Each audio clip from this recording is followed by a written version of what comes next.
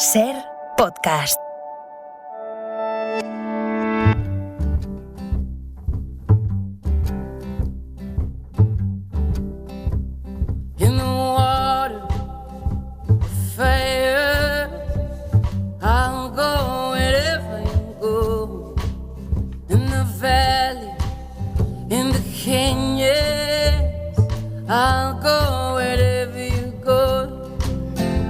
No lo he resuelto todavía lo de la canción, ¿eh? Javier Pera, ¿cómo estáis? Ya lo vemos, sí. No la esperaba, la verdad. Ahí no se te escucha ese micrófono. Ahora, a ver si mejor. A ver, ahora un poco mejor. ¿Sí? Espera, ahora sí. Ahora sí. Vale. Sí. No, hay que darle una vuelta más. Y te aseguro que le he dado muchas, pero no sé cómo resolverlo. A ver, y tenemos pendiente el algoritmo de oro, que es cuántas canciones que le gusten a Javier del Pino se publican cada semana. Pues son muchas, y si tuviera más tiempo libre te aseguro que encontraría millones cada semana. Pues fíjate, acabamos de estrenar una hace 5 minutos, ¿no? Pues vaya. Echando un banco. Javier San Pedro es doctor en genética y biología molecular, colaborador del País, pero es químico, es bioquímico y conduce en la 2 El cazador de cerebros. Vamos un poco mal de tiempo como siempre, y no me gusta empezar una sección de ciencia diciendo que vamos mal de tiempo, porque no es un buen propósito para el año. Que es un año que, ¿cómo puede ser en lo científico 2023? ¿Tenéis alguna previsión? Se publican algunas previsiones porque hay cosas que sí que son predecibles. Pues sabemos que está el James Webb tomando imágenes espectaculares del espacio, que hay algunas misiones a la Luna preparadas. Sabemos que en cambio climático ya se aceptó que se tiene que compensar económicamente por los daños que genera el cambio climático en algunos países, y este es el año de hacerlo, ¿no? Y eso va a ser un gran reto. Yo creo que si tuviera que elegir, va a salir aquí lo hemos hablado alguna vez, sobre todo en la sección de tecnología, pero el GPT-4 va a salir en cuestión de un mes o dos, y de la empresa OpenAI, que hace todo esto del lenguaje natural, que tiene esa manera de hablar con los humanos indistinguible de otro, y esto el rumor que hay es que es todavía más bestia que lo que nos sorprendió antes de Navidad cuando lo testábamos.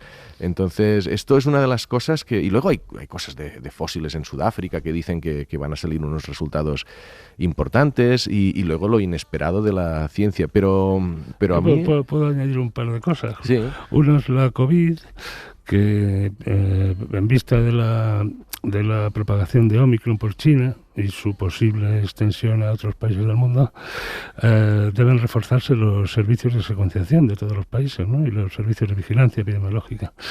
Y veremos mucho de esto. También nuevas vacunas con nuevas propiedades. Nos queda por ver todavía una vacuna que frene eficazmente el contagio, ¿no? Todas las que tenemos son muy malas haciendo eso. Lo que pasa es que evitan que la persona enferme de gravedad, ¿no? Eso por un lado, y por otro se prevé que este año ocurra la primera autorización por parte de la FDA y la Agencia Europea del Medicamento de la primera terapia CRISPR para personas con anemia falciforme. Esto, pues bueno, puede ser es un hito en un tema que llevamos ya hablando unos años. Pero claro, todo esto que hemos comentado Pera y yo es lo previsible. Claro. Lo verdaderamente importante es lo que no podemos imaginar, ¿no? Porque los resultados verdaderamente rompedores que abran nuevos campos, ¿no? En esos es en los que tendremos que fijarnos. Ahí el problema es un poco como pasa con la computación, ¿no?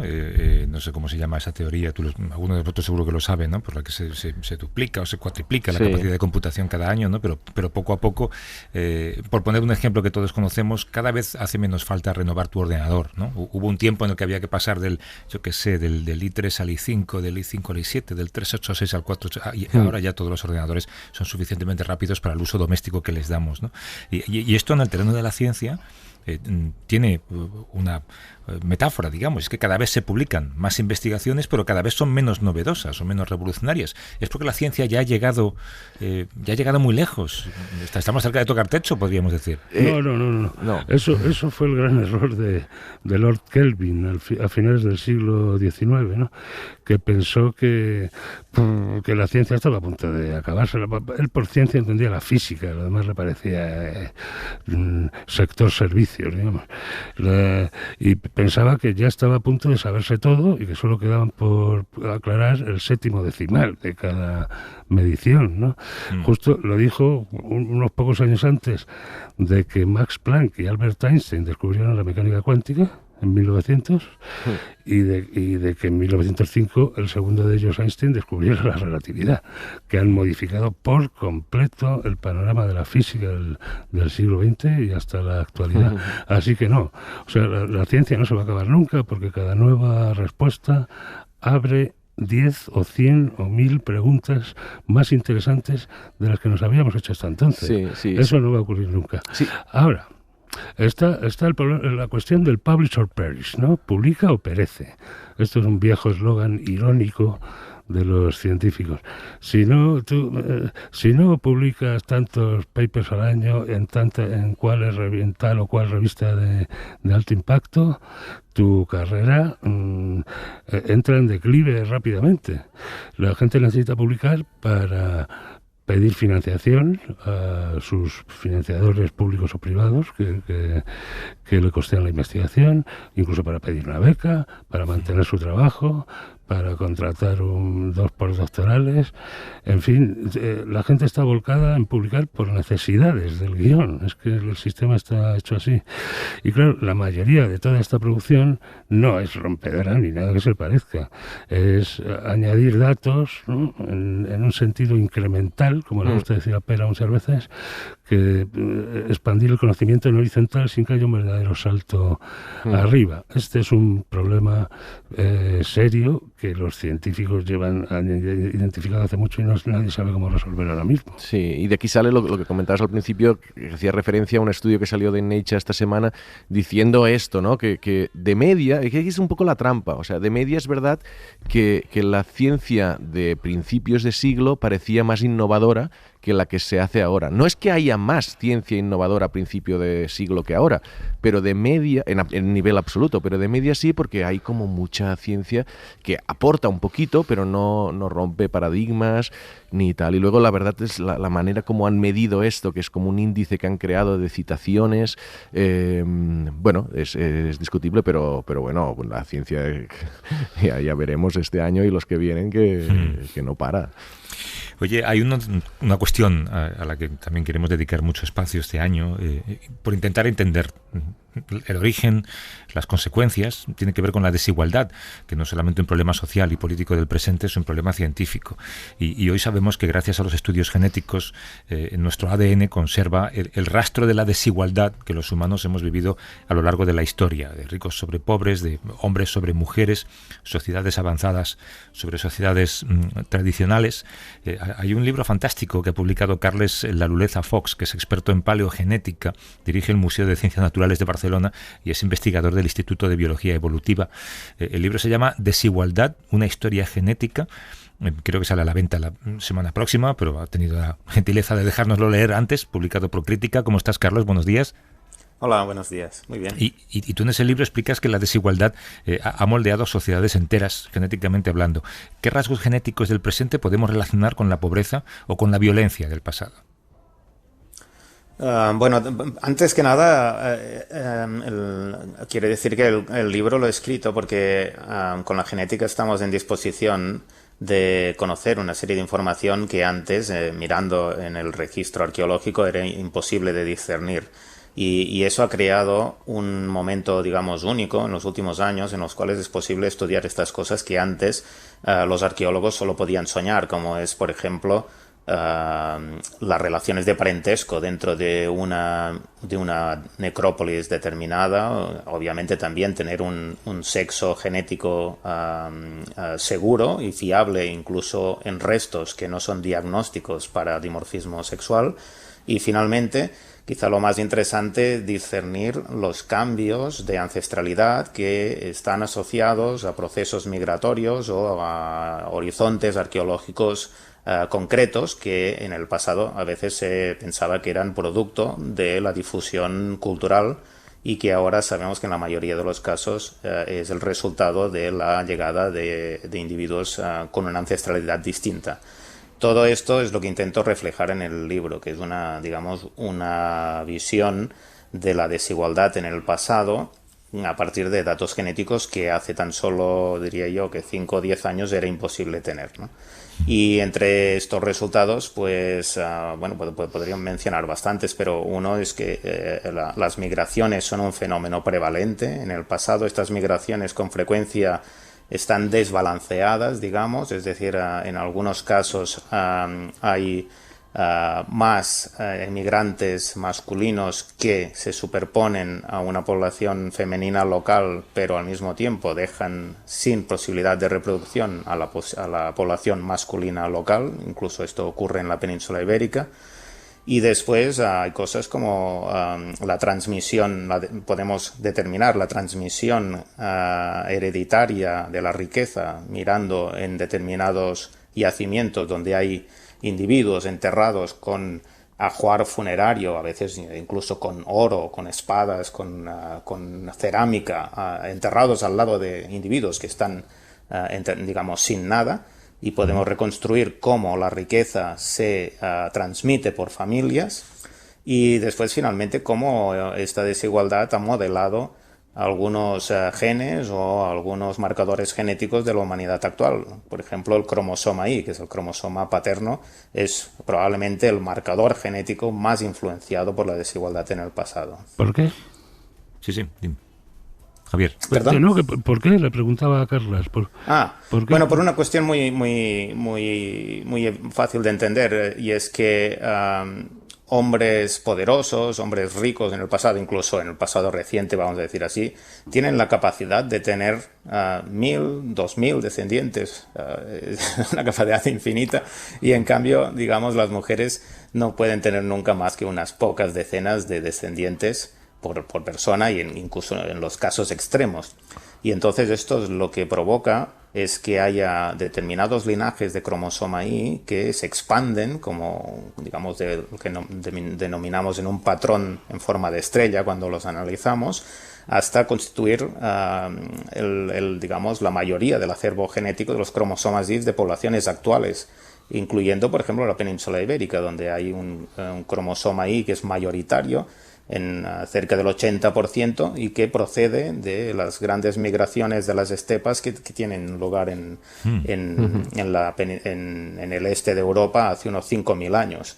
O, por ejemplo, el cromosoma Y que se atribuye a Gengis Khan, que ahora es mayoritario en regiones de Asia y que puede ser datado en tan solo unos 800 años, que coincide con el periodo de los mongoles, y que fácilmente puede interpretarse como el hecho de que Gengis Khan tuvo centenares de concubinas y centenares de descendientes, pero no solo él, sino que su descendencia paterna, digamos, hijos, nietos, bisnietos, etcétera, ocuparon grandes imperios durante los siguientes centenares de años y todos tuvieron la misma práctica de tener centenares de hijos, ¿no?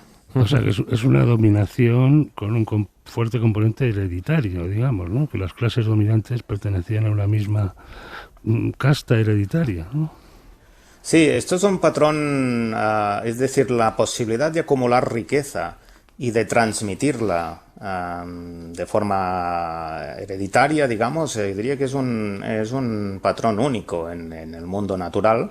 Y es una de las cosas que ahora podemos trazar gracias a la genética, ¿no? Claro, lo que te permite ese análisis genético, estoy escuchándote e intentando comprender, es las relaciones entre fósiles que tú te encuentras o restos de humanos que no sabes si están emparentados, no sabes si formaban parte de una misma migración o lo que sea. O sea, no es tanto que ves en un ADN determinado una marca de pobreza o de riqueza, sino que ves las relaciones entre todos los individuos que vas encontrando y allí infieres algo si estaban migrando juntos o si tenían esos ajuares, ¿no?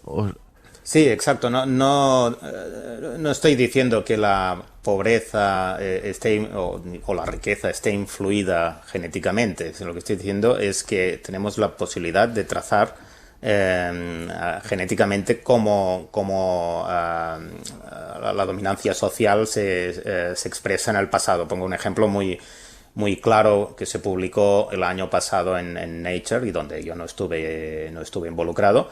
Hay en Inglaterra uno de estos enterramientos megalíticos con centenares de restos que eran, como imaginemos, como un gran dolmen, ¿no? Donde durante varias generaciones se van enterrando individuos de una misma comunidad en un periodo concreto, hace unos 5.000 años.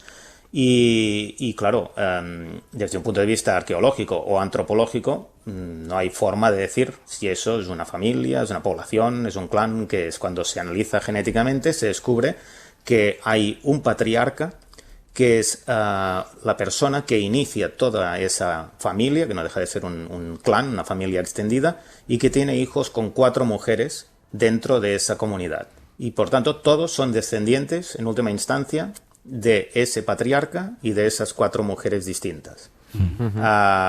Y por tanto aquí hay una forma de estructuración social, en este caso claramente patrilineal, porque las mujeres que se incorporan al clan vienen de otros grupos y en cambio los hombres descienden de este patriarca, probablemente también patriarcal. No sabemos cómo se estructura, no sabemos si este hombre tiene 4 concubinas o 4 mujeres simultáneas o sucesivas, pero la cuestión es que es lógico que sea una sociedad también patriarcal, y todo esto no lo podemos saber, claro. Estudiando los restos humanos, porque no hay forma de discernirlo, ¿no? Pero entonces, si en la sociedad ganan los más fuertes, por lo que cuentas, ¿no? Los más ricos sobre todo, eso nos hace suponer que hoy somos en gran parte descendientes de aquellos que se aprovecharon de la desigualdad o que estaban en el otro lado de la desigualdad. Sí, claro, eso es un pensamiento interesante, digamos, en cualquier persona que esté convencida de que la desigualdad, que por cierto todo el mundo está de acuerdo que es un problema, no solo es un problema social, sino que es un problema económico que se está acentuando en las sociedades actuales, incluso más después de la pandemia. Entonces es un pensamiento un poco curioso pensar que en el fondo nosotros somos los descendientes de la gente que en el pasado practicó la desigualdad. Pero esto se aplica también a las poblaciones americanas actuales. Sí. Cuando se han analizado genéticamente, como os podéis imaginar, las poblaciones de Centroamérica, Sudamérica, incluso Norteamérica, son la mezcla reciente en los últimos 400 o 500 años de 3 grandes poblaciones que son los nativos americanos, los colonizadores europeos y los esclavos africanos.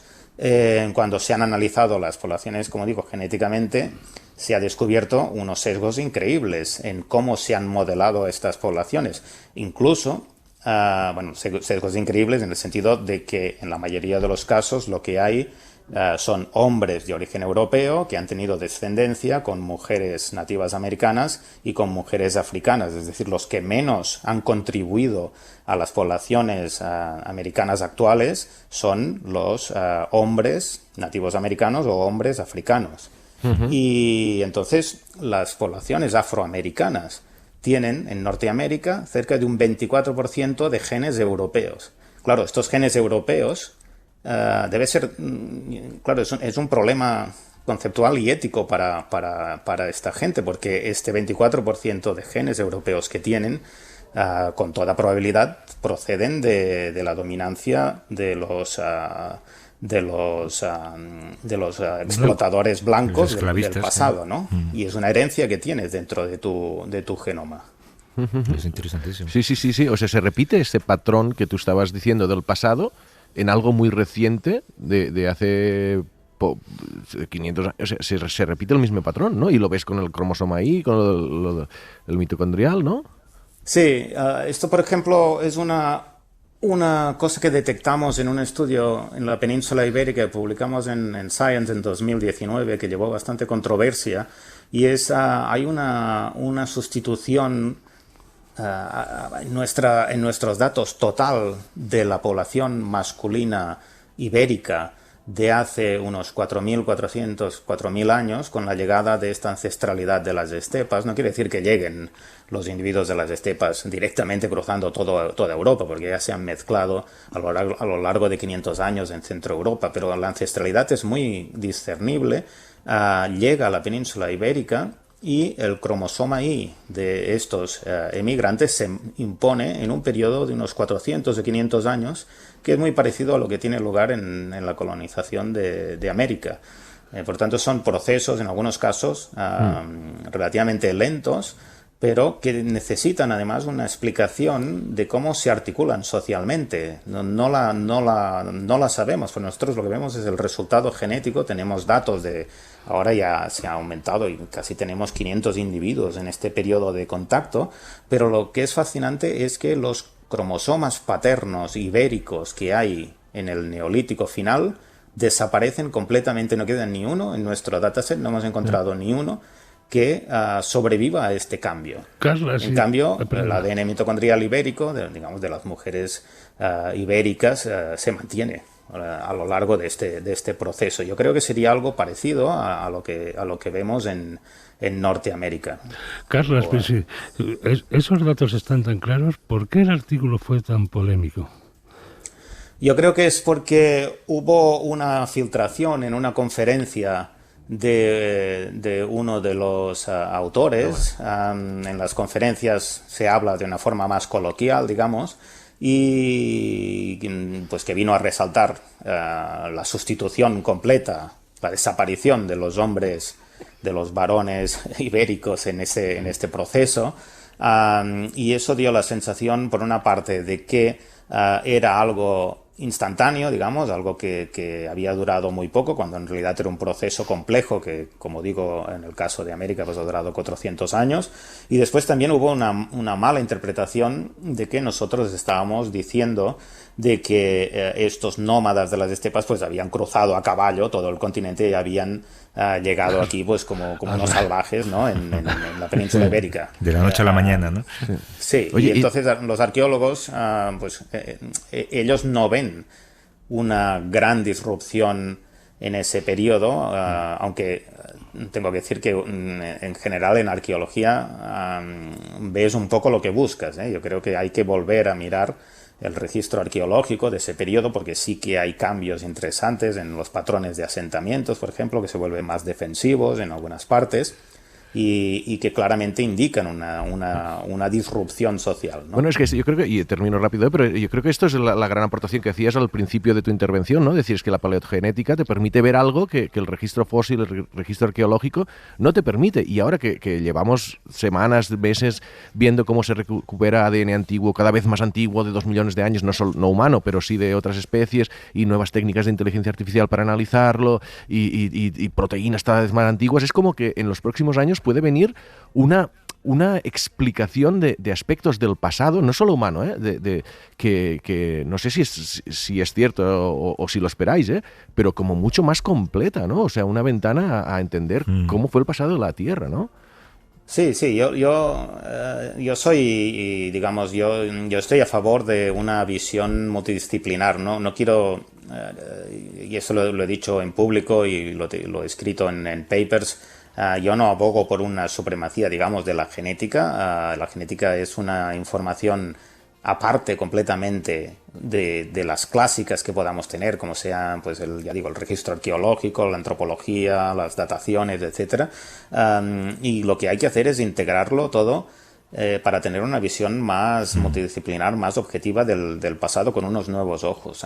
Especialmente porque, como has dicho tú, nos vamos más hacia el pasado lejano, pero también hacia el presente. Y entonces vamos a analizar en los últimos trabajos que estoy ahora involucrado. Tenemos datos del Imperio Romano, de las grandes migraciones, nos estamos acercando a la Edad Media. Y allí hay mucha información, no solo arqueológica, sino histórica. Hay una desconexión que está a punto de saltar. ¿No? Tengo que despedirte, Carles. Carles Lalueza Fox, que es experto en paleogenética, director del Museo de Ciencias Naturales de Barcelona e investigador del Instituto de Biología Evolutiva. El libro se llama Desigualdad, una historia genética. Gracias, Carles, y también a vosotros. Espera Estupiñán, Javier San Pedro. Hasta luego. Para no perderte ningún episodio, síguenos en la aplicación o la web de la SER, Podium Podcast o tu plataforma de audio favorita. Cadena SER. La radio.